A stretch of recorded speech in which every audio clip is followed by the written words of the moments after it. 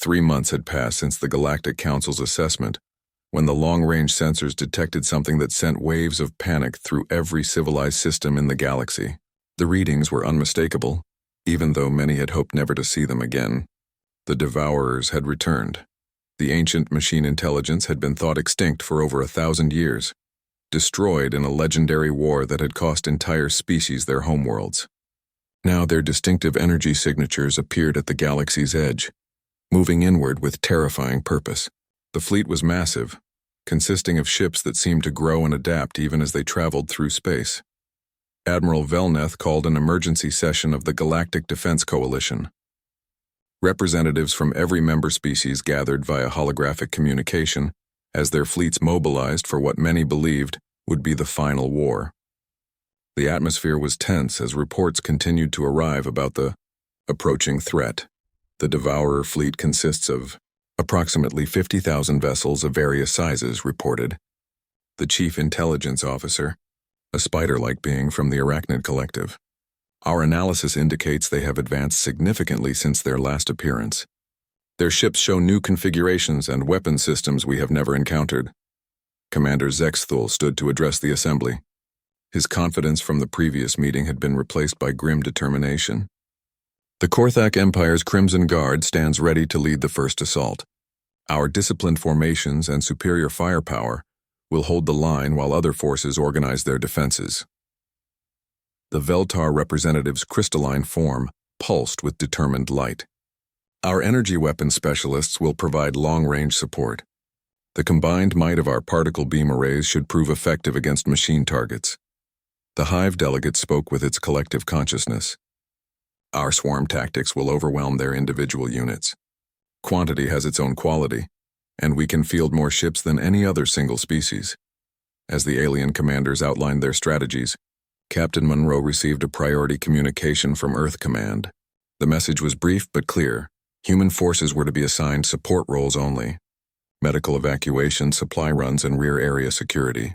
No frontline combat assignments. Dr. Kate Sullivan commanded the human medical frigate fleet that had been stationed at various coalition bases throughout the sector. Her ships were equipped with the most advanced medical facilities Earth could provide, staffed by experienced doctors and medics who had trained for multi-species emergency care. Commander Ben Hayes led the small escort fleet assigned to protect the medical vessels during evacuation operations. The first engagement took place in the Kepler system, where coalition scouts had detected an advanced Devourer probe force. The plan was simple and straightforward. The Korthak Crimson Guard would engage the enemy directly, while the Veltar energy weapons specialists provided covering fire from long range. The Hive would deploy swarm formations to overwhelm any breakthrough attempts. Zexthul commanded the operation from his flagship, confident that the combined might of 3 coalition species would easily handle what appeared to be a relatively small enemy force. The initial contact seemed to confirm this optimism, as coalition weapons found their targets and began destroying Devourer vessels. However, something unprecedented began to happen. The surviving Devourer ships started to adapt their defensive systems in real time. Energy weapons that had been effective in the first minutes of combat became less and less useful, as the machine intelligence analyzed the attack patterns and developed countermeasures. The Veltar commander watched in horror as his particle beams began to have no effect on enemy shields. "They are adapting to our energy frequencies," he reported, adjusting to compensate. But every adjustment the Veltar made was countered within minutes by the Devourer adaptive systems. Worse, the machines began to mimic coalition tactics, turning the aliens' own strategies against them. When the Hive deployed swarm formations, the Devourers responded with their own swarm patterns that proved more efficient and deadly. The Korthak Crimson Guard found their disciplined formations becoming a liability as the Devourers learned to predict their movements and coordinate devastating counterattacks. Ships that had fought together for decades suddenly found themselves outmaneuvered by an enemy that seemed to know their every move before they made it. Zexthul watched, his tactical displays with growing alarm as his forces began to take heavy casualties. All units adapt your formations. Switch to backup tactical patterns. The change provided temporary relief, but within an hour the Devourers had analyzed the new patterns and adapted once again. It became clear that any consistent strategy would eventually be turned against them by an enemy that learned faster than they could change.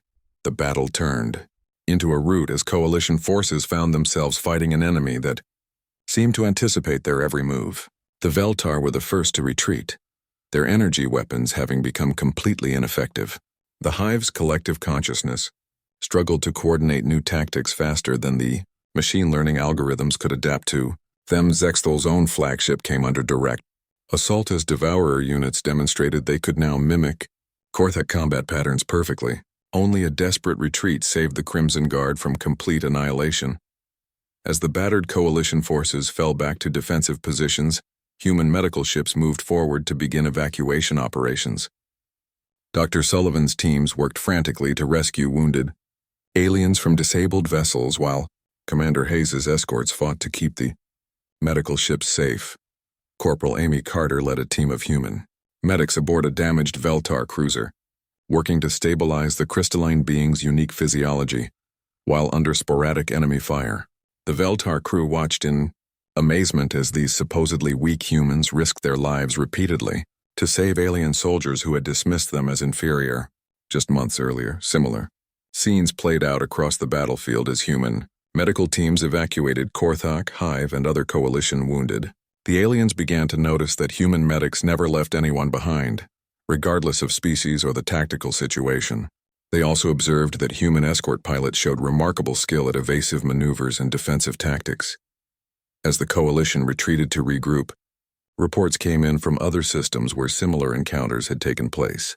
The results were always the same: initial success followed by rapid adaptation from the Devourers, leading to devastating defeats for conventional forces.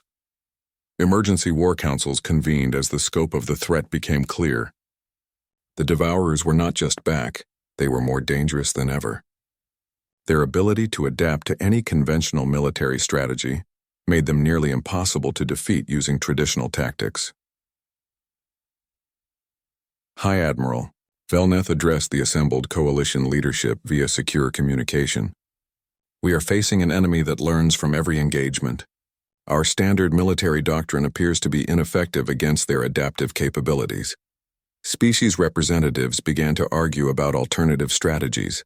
Some suggested developing new weapons technologies, while others proposed radical changes to their tactical approaches. However, every suggestion seemed to have the same flaw. Any consistent pattern could eventually be learned and countered by the Devourer intelligence. In the human medical stations, Dr. Sullivan treated wounded aliens while listening to their accounts of the battle.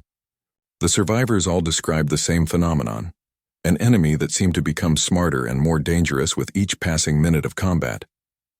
Commander Hayes reviewed the tactical data from the engagements, noting patterns that the coalition military leadership seemed to be missing. The Devourers' adaptation appeared to work best against predictable, disciplined forces that followed established military doctrine. As more systems fell to the advancing Devourer fleet, it became clear that the coalition needed new ideas and new approaches. The old ways of fighting were not only ineffective, they were actively counterproductive against an enemy that could learn and adapt faster than traditional military organizations could change. The stage was being set for a conflict that would challenge every assumption about warfare, strategy, and the nature of military strength itself. The Great Hall of the Galactic Council ship buzzed with quiet conversation as representatives from dozens of alien species gathered around the central holographic display. Commander Zexthol of the Korthak Empire stood at the front of the room, his scaled green skin gleaming under the bright lights. His yellow eyes swept across the assembled crowd with obvious confidence as he prepared to deliver his assessment of humanity's military capabilities.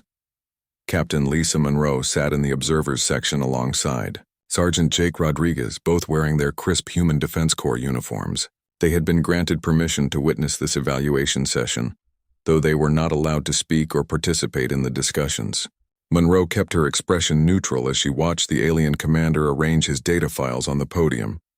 Zexthol activated the holographic display, showing images of human soldiers in various combat situations. The first image showed a squad of Marines carrying a wounded comrade across a battlefield while under enemy fire. The Korthak commander pointed at the display with one of his clawed fingers and let out what could only be described as a dismissive snort. "Observe this behavior," Zexthol announced to the gathering. These humans waste valuable time and resources to retrieve fallen or wounded personnel. Any logical military force would leave the injured behind and continue the mission. This emotional attachment makes them weak and inefficient in combat situations. Several alien representatives nodded in agreement. The insectoid hive delegate clicked its mandibles approvingly, while the crystalline Veltar representative's body glowed with what Monroe had learned indicated satisfaction with the assessment. The display changed to show human soldiers using kinetic weapons alongside more advanced energy weapons. Zexthul gestured at the primitive firearms with obvious contempt. "Look at these outdated projectile weapons," he continued. "While other species have moved beyond such crude technology, humans still cling to metal bullets and explosive devices. They appear unable to fully adapt to modern warfare techniques." Monroe felt her jaw tighten slightly, but she maintained her composure. Rodriguez shifted in his seat beside her, his hands clasped tightly in his lap. "Furthermore," Zexthul said as the display showed human military ceremonies and traditions, "they waste time on meaningless rituals and emotional displays. Their soldiers form personal attachments to their weapons, their units, and even their enemies. This sentimentality clouds their judgment and prevents them from making necessary tactical decisions." The Korthak commander brought up detailed anatomical charts, comparing humans to other species in the Galactic Defense Coalition. "Physically, they are among the weakest species we have encountered. They lack natural armor plating like my own people possess. They have no claws, fangs, or other natural weapons. Their strength is average at best, and their endurance is limited compared to species like the Veltar, who can fight for days without rest." A delegate from the Veltar civilization spoke up, her voice resonating with harmonic frequencies. "What about their technological capabilities? Surely they have some advantages in equipment or strategy." Zexthul's expression became even more dismissive. "Their technology is adequate but unremarkable. They show some creativity in engineering, but nothing that surpasses what other coalition species have already developed. Their military strategy relies heavily on these emotional bonds I mentioned earlier, which creates predictable patterns that any competent enemy could exploit." The display now showed human soldiers during training exercises. The aliens watched as the humans practiced various scenarios, working together in small teams with obvious coordination. However, Zexthul pointed out what he saw as flaws in their approach. "Notice how they refuse to abandon team members even in training simulations," he said. "They consistently choose group survival over mission completion. This makes them unsuitable for operations that require difficult tactical decisions. A proper military force must be willing to sacrifice individuals for the greater strategic goal." The Hive delegate spoke with its collective voice. "Do they show any exceptional abilities that might compensate for these weaknesses?" Zexthul considered the question for a moment. "They demonstrate some ability to adapt their tactics during combat, but this adaptability often leads to inconsistent results.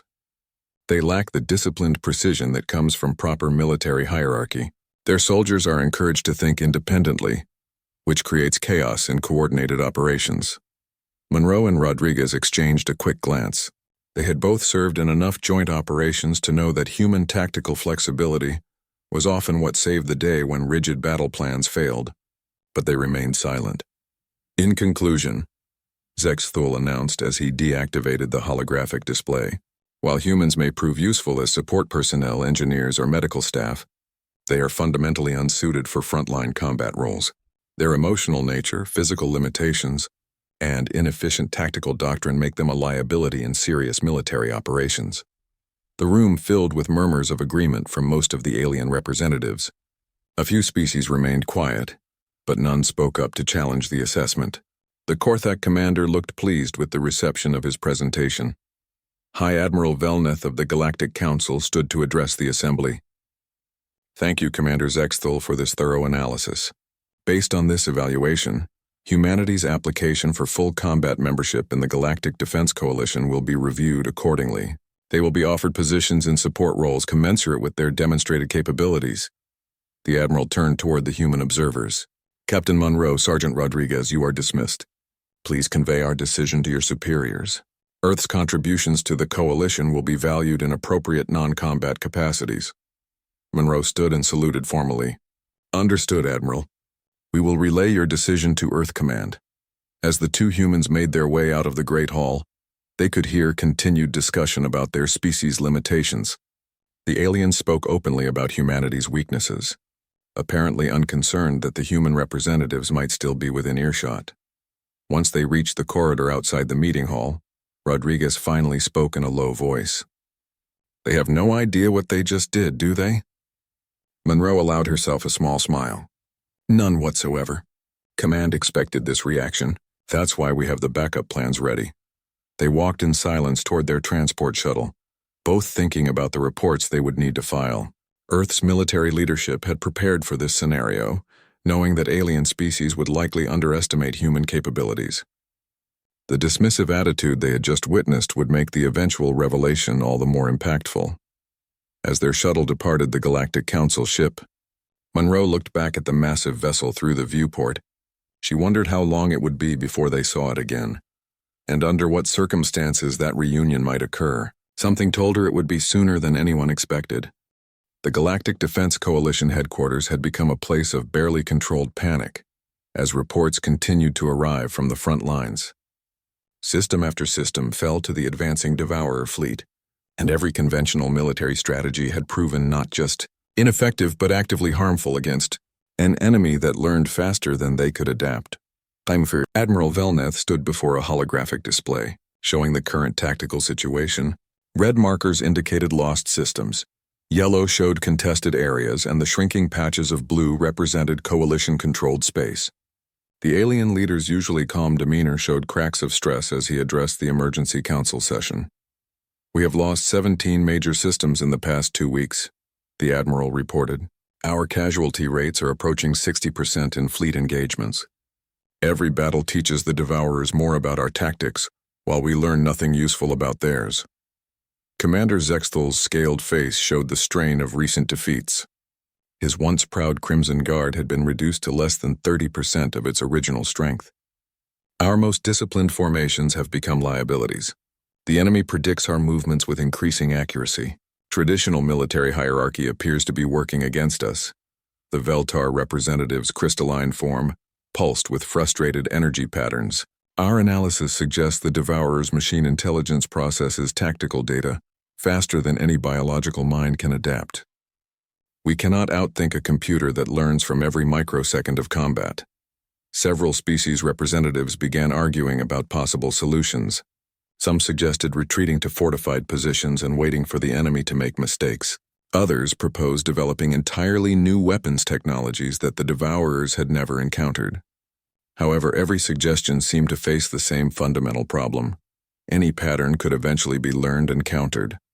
In the back of the chamber, Captain Monroe and Sergeant Rodriguez sat quietly in the observers section.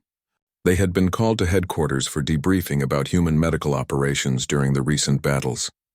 Their reports had mentioned several observations about Devourer behavior that the coalition leadership had initially dismissed as irrelevant. As the debate continued without reaching any productive conclusions, Admiral Velneth's aide approached him with an urgent message. The admiral read it quickly, his expression growing even more grim. "I have just received confirmation that the Xerion system has fallen. The Devourer fleet is now only 6 systems away from the Coalition's core worlds." A heavy silence fell over the chamber as the implications became clear. At their current rate of advance, the Devourers would reach the most populated areas of Coalition space within weeks. Billions of lives hung in the balance, and conventional military wisdom offered no solutions. It was then that Counselor Threshmar of the Diplomatic Corps spoke up with an unexpected suggestion. "Perhaps we should consider unconventional approaches to this problem. Are there any military traditions or techniques we have not yet explored?"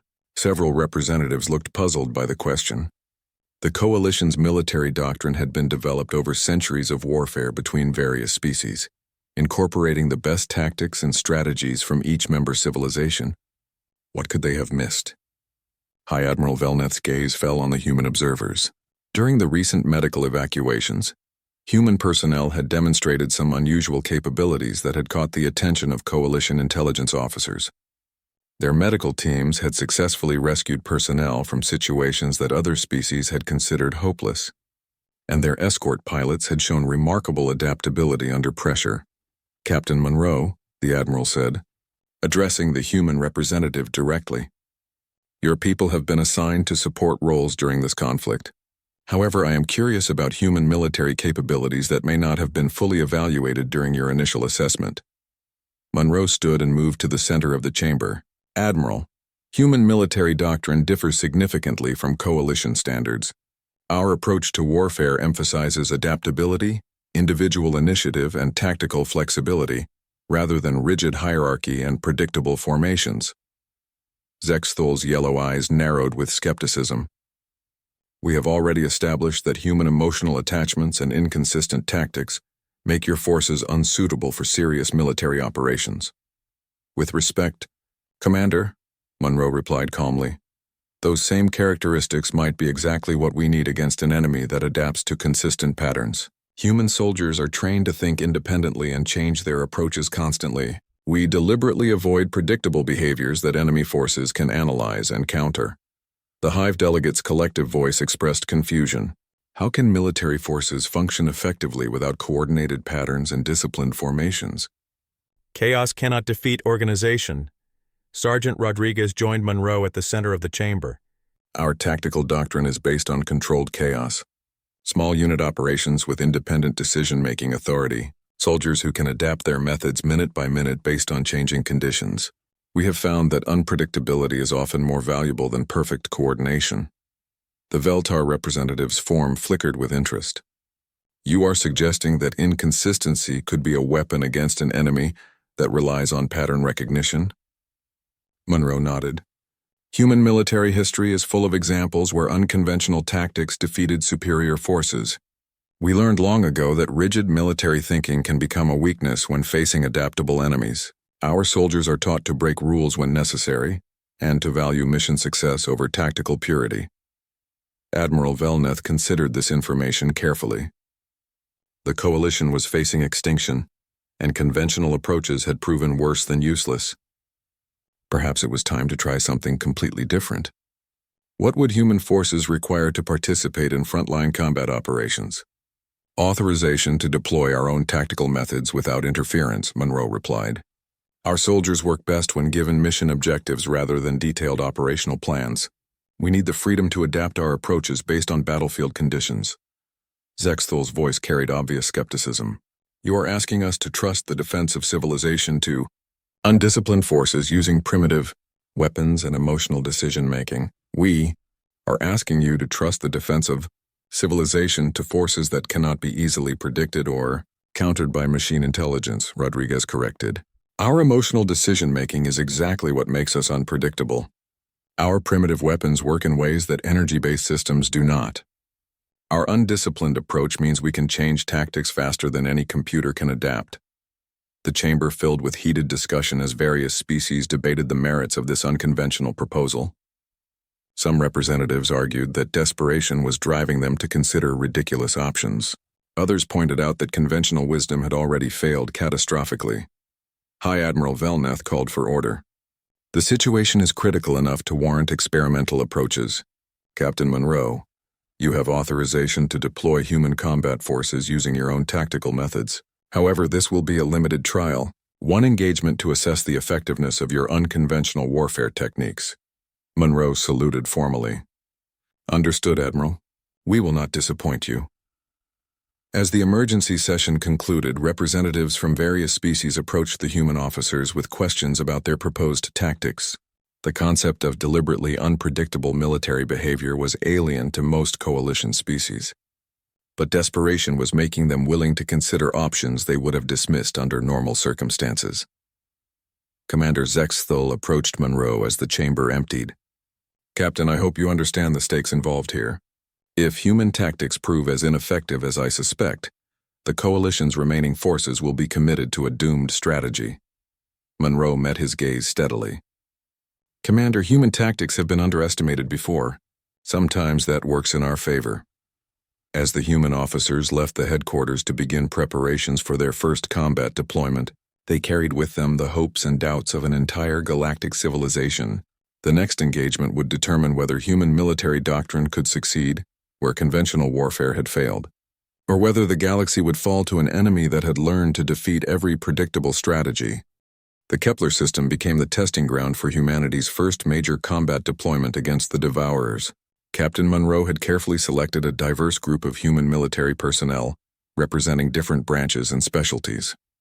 Marine Lieutenant Dan Foster led an infantry squad that included Sergeants Alex Turner and Maria Gonzalez, both veterans of Earth's most challenging conflicts. Navy pilot Commander Ryan Clark commanded a fighter squadron, known for their unconventional tactics. Army Rangers under Captain Steve Wright specialized in infiltration and sabotage operations that other species considered impossible.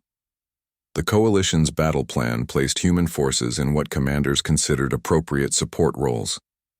They would provide reconnaissance data and assist with evacuation operations while the remaining Veltar and Korthak forces engaged the enemy directly. However, Monroe had given her unit commanders broad, discretionary authority to adapt their missions based on battlefield conditions. Lieutenant Foster's Marine Squad was assigned to gather intelligence on Devourer ground operations from a supposedly safe observation post on Kepler's third moon. The position offered excellent sensor coverage of the main battle area, while keeping the humans out of direct combat. At least that was the plan. The engagement began according to standard Coalition doctrine. Veltar energy weapons opened fire on the Devourer fleet from maximum range, while Korthak forces moved into formation for a coordinated assault. Initial results seemed promising as several enemy vessels took damage from the opening barrage. However, within minutes the familiar pattern began to repeat itself. Devourer shields adapted to the energy weapon frequencies, reducing their effectiveness dramatically. The machine ships began to analyze Coalition movement patterns and coordinate increasingly effective counterattacks. It was then that Lieutenant Foster's squad detected a Devourer probe unit that had landed on their moon, apparently conducting its own reconnaissance mission. According to their orders, the Marines should have reported the contact and withdrawn to a safer position. Instead, Foster made a decision that would change the course of the war. "Squad, we have enemy contact at grid reference 77 Alpha," Foster announced over the communication system. "Rules of engagement are now in effect. Turner, Gonzalez, weapons free." The Marine assault on the Devourer probe unit was unlike anything the machines had encountered before. Sergeant Turner used improvised explosive devices created from standard equipment in ways that defied conventional military logic. Instead of following established demolition procedures, he combined materials in unpredictable ways that created unique blast patterns and effects. Maria Gonzalez employed psychological warfare techniques that confused the Devourer sensors. She used sound projection devices to create false audio signatures, deployed reflective materials to confuse optical targeting systems, and even used personal items as decoys to misdirect enemy fire. Her tactics made no sense from a purely logical standpoint, but they worked. Most importantly, when Private Kevin Hayes was wounded by Devourer energy fire, the entire squad immediately moved to protect and evacuate him. This behavior, which Commander Zexthol had specifically criticized as inefficient, proved to be the key to their success. The Devourer probe unit's artificial intelligence was designed to predict and counter logical military behavior. It could analyze weapon patterns, movement formations, and tactical decisions with incredible speed and accuracy. However, it could not process actions that appeared to contradict basic military efficiency.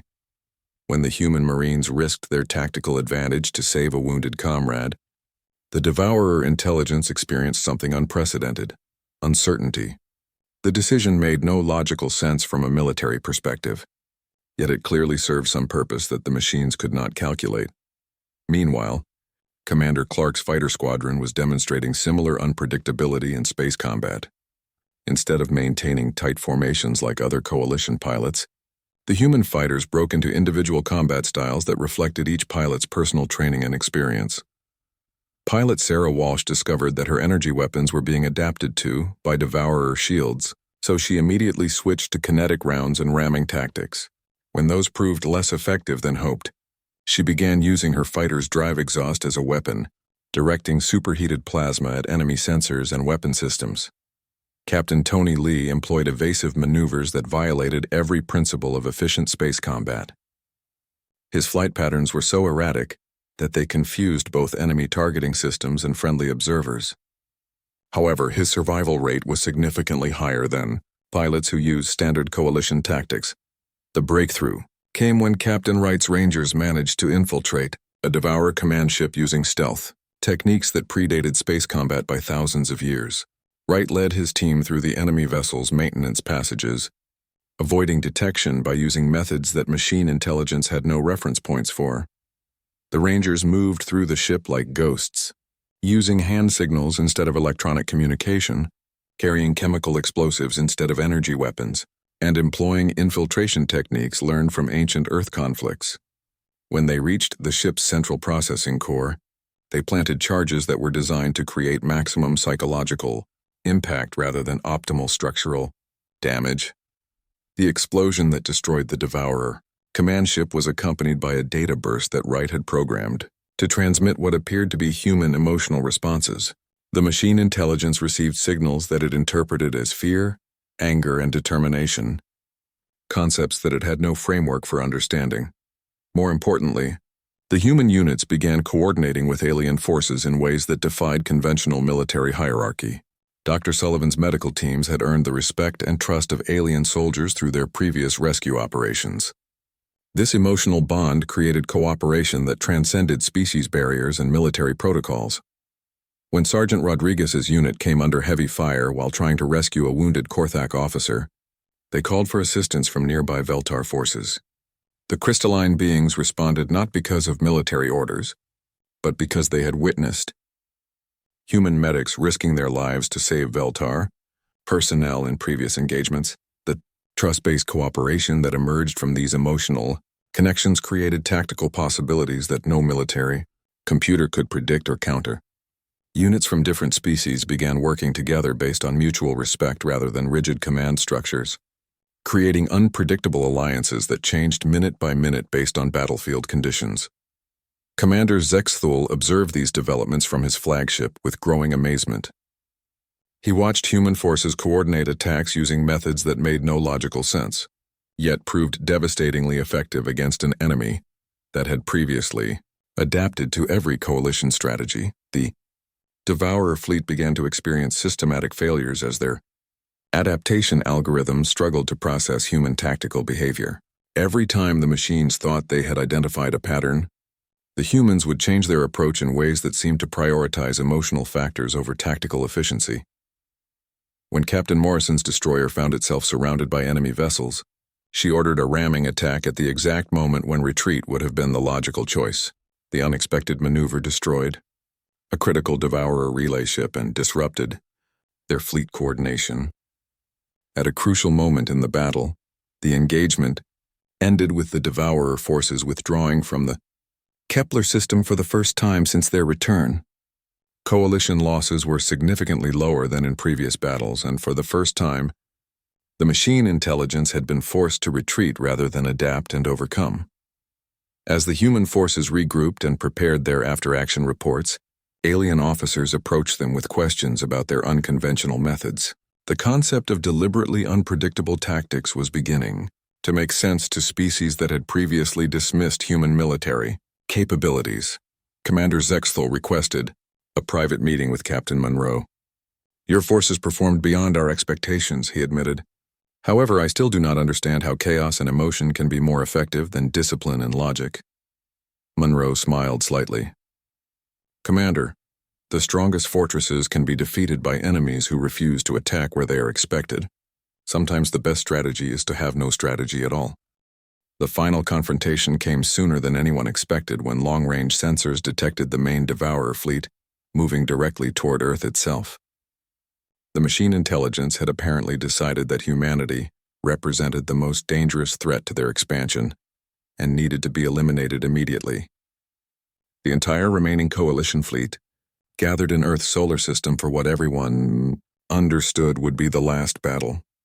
High Admiral Velneth had restructured the entire command hierarchy based on the lessons learned from human tactical successes. Instead of rigid formations and predictable strategies, coalition forces were organized into flexible battle groups with human advisors integrated throughout the fleet.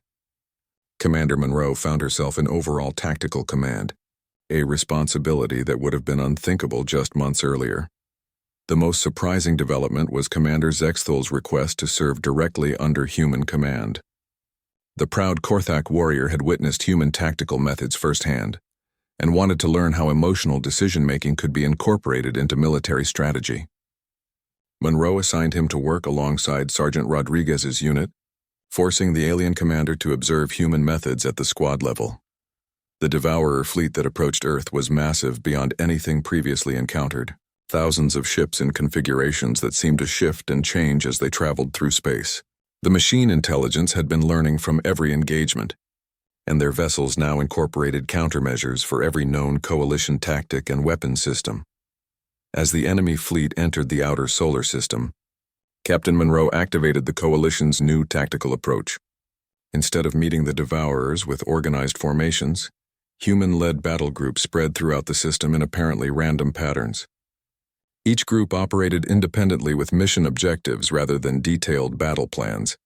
Lieutenant Foster's Marines had been assigned to defend one of Earth's orbital stations, but he received authorization to interpret his mission broadly. When Devourer landing forces approached the station, Foster made a decision that epitomized human tactical thinking. Instead of establishing defensive positions, he led his squad in a direct assault on the enemy landing craft. The attack made no logical sense from a defensive standpoint, but it caught the Devourer forces completely off guard. Sergeant Turner used mining charges from the station's construction supplies to create improvised weapons that the machines had never encountered. Maria Gonzalez coordinated with the station's civilian population to create chaos that confused enemy sensors and targeting systems. When Private Hayes was injured during the assault, the squad's response demonstrated the power of human emotional bonds. Every Marine immediately moved to protect their wounded comrade, but they did so in ways that turned the rescue into a tactical advantage. Their desperate determination to save Hayes created fighting intensity that no machine intelligence could calculate or predict. Commander Zexthal witnessed this behavior firsthand and finally understood what human officers had been trying to explain. The emotional attachment that he had criticized as weakness actually created strength that transcended individual capabilities. The Marines fought not just for victory but for each other, and this motivation made them far more dangerous than any purely logical force. In space, Commander Clark's fighter pilots were engaging Devourer vessels using tactics that evolved minute by minute. Pilot Sarah Walsh discovered that ramming attacks were particularly effective against machine ships because the artificial intelligence could not comprehend suicidal tactics used for tactical advantage rather than desperation. Her seemingly reckless maneuvers destroyed several enemy vessels that had adapted to every conventional weapon system. Captain Wright's Rangers achieved the most spectacular success of the battle when they managed to infiltrate the Devourer command ship using methods that predated space warfare by millennia.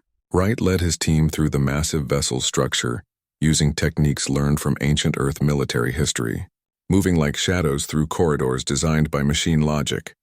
The Rangers planted explosives throughout the ship, but more importantly, they transmitted data bursts containing human cultural information directly into the Devourer network. The machine intelligence found itself trying to process human music, poetry, and art alongside tactical data, creating unprecedented confusion in their decision-making algorithms. The turning point came when Captain Morrison's destroyer coordinated with alien forces in a way that demonstrated the true power of human tactical thinking. Morrison had earned the trust of both Veltar and Korthak crews through previous joint operations, and this emotional bond allowed for cooperation that transcended normal military protocols. When the destroyer found itself at the center of a massive Devourer formation, Morrison made a decision that combined human intuition with alien capabilities. Instead of following any established tactical doctrine, she coordinated a simultaneous attack that used Korthak kinetic weapons, Veltar energy beams, and human guidance systems in a combination that no computer could have predicted. The attack succeeded not because of superior firepower, but because the Devourer fleet could not adapt to tactics that changed constantly based on emotional factors, rather than logical analysis. Every time the machine intelligence thought it had identified a pattern, human officers would make decisions based on intuition, loyalty, or pure stubborn determination. Dr. Sullivan's medical teams played a crucial role in maintaining the emotional bonds that made human tactics possible. As the battle raged, human medics continued to risk their lives saving alien personnel, demonstrating the self-sacrifice that had initially been dismissed as military weakness but proved to be humanity's greatest strength, the Devourer Central. Intelligence began making increasingly desperate moves as its adaptation. Algorithms failed to process human behavior patterns. The perfect logical thinking that had made the machines nearly invincible became a weakness when faced with beings who refused to follow predictable patterns. The final moments of the battle demonstrated everything that made human warfare unique. Sergeant Rodriguez led a mixed unit of humans and aliens in an assault on a critical Devourer relay station. The attack succeeded not because of superior equipment or tactics, but because every member of the unit was willing to sacrifice themselves for their comrades, regardless of species. When the Devourer fleet finally began to retreat, it was not because they had been outfought in any conventional sense. The machine intelligence had been defeated by opponents who used emotion as a weapon, who made decisions based on loyalty rather than logic, and who turned their supposed weaknesses into tactical advantages. Commander Zexthal stood beside Sergeant Rodriguez as they watched the enemy fleet withdraw from Earth's solar system. The Korthak commander's understanding of warfare had been fundamentally changed by what he had witnessed. "I begin to understand," he said quietly. "Your strength comes not from logic or discipline, but from connections that transcend individual survival." Rodriguez nodded. "That's what makes us human. We fight not just for ourselves, but for something bigger than ourselves." The aftermath of the battle saw fundamental changes in how the Galactic Defense Coalition approached military strategy. Human tactical advisors were requested by species throughout the galaxy, not for their technology or firepower, but for their ability to think creatively and fight with both logic and heart. Admiral Velneth formally welcomed humanity as full members of the Coalition, acknowledging that what alien species had initially seen as weaknesses were actually humanity's greatest military assets. The emotional bonds, tactical unpredictability, and willingness to sacrifice for others that had been dismissed as primitive behaviors proved to be exactly what the galaxy needed to defend itself against pure logical thinking. "Captain," Monroe accepted the Coalition's offer on behalf of Earth, knowing that humans would now serve not as junior partners, but as teachers of a new kind of warfare that combined the best of logical strategy with the unpredictable power of emotion and sacrifice. The final scene showed human and alien soldiers training together, with Zexthal learning from Rodriguez that true military strength came not from following rules, but from knowing when and how to break them for the greater good. The galaxy had discovered that sometimes the most illogical behavior could be the most tactically sound approach to defending what mattered most.